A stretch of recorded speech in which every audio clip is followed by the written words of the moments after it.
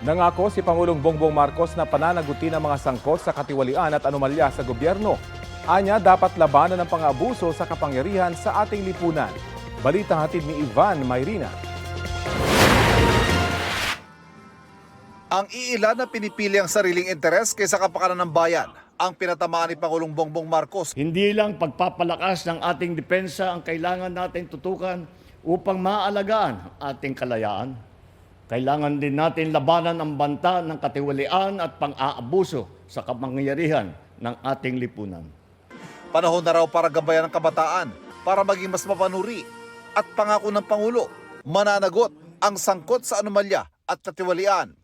Ilalabas natin ang buo at pawang katotohanan at titiyakin natin hindi na mauulit ang kawalan ng respeto at malasakit sa taong bayan.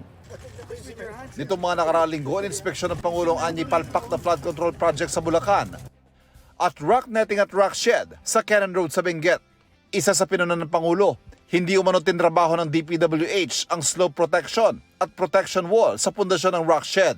Wala silang tinayo, wala silang linagay na wall, wala silang linagay na riprap, wala silang linagay na slope protection. Kaya ang balor ng kanilang trabaho is zero, complete zero. This is 260 million project. Useless. Parang tinapon mo yung pera sa ilog. Useless. How can you tell me that it's not economic sabotage? Pinuntahan din ni DPWH Secretary Manuel Bonoan ang proyektong sinita ng Pangulo sa Benguet. Ayon sa DPWH, isusumiti nila agad sa Pangulo ang resulta ng investigasyon. Kaugnay naman sa flood control project sa Bulacan, nauna nang nilagay sa floating status na dating Bulacan 1st District Engineer Henry Alcantara, OIC District Engineer Bryce Erickson Hernandez at 8 pang miyembro ng 1st District Engineering Office ng Lalawigan. Inihintay pa raw ni Bonoan ang paliwanag ng mga sangkot, pero nakaumang na raw ang posibilidad ng preventive suspension laban sa kanila. Because of the, based on yung perceived anomalous implementation of projects. Yung sinasabi nating ghost project, yan ang pinakagarapal na siguro gagawin mo yan. Kaya we're validating it and I think in a few days siguro baka dapat hindi lang floating status yan. I have to nag-issue na po ako ng show cause order sa kanila lahat, yung mga involved dyan.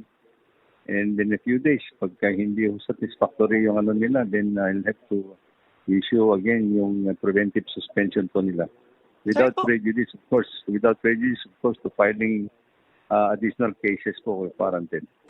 Tinatayang nasa 4 proyekto mula 2022 hanggang 2025 ang bineberipika ng DPWH. Kabilang ilang proyekto mula sa nakaraang administrasyon. Kasunod ng pag-aresto kay Batangas 1st District Engineer Abelardo Calalo, babala ni Bonoan sa iba pang district engineer. This is already a warning to everybody.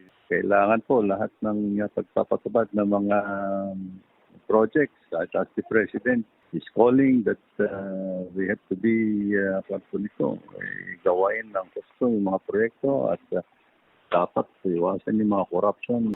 Hindi lang daw hanggang district engineer ay pasususpindi o kakasuhan. Sakaling may matibay na ebidensya, wala raw sasantuhin kahit mataas na opisyal ng local o national government.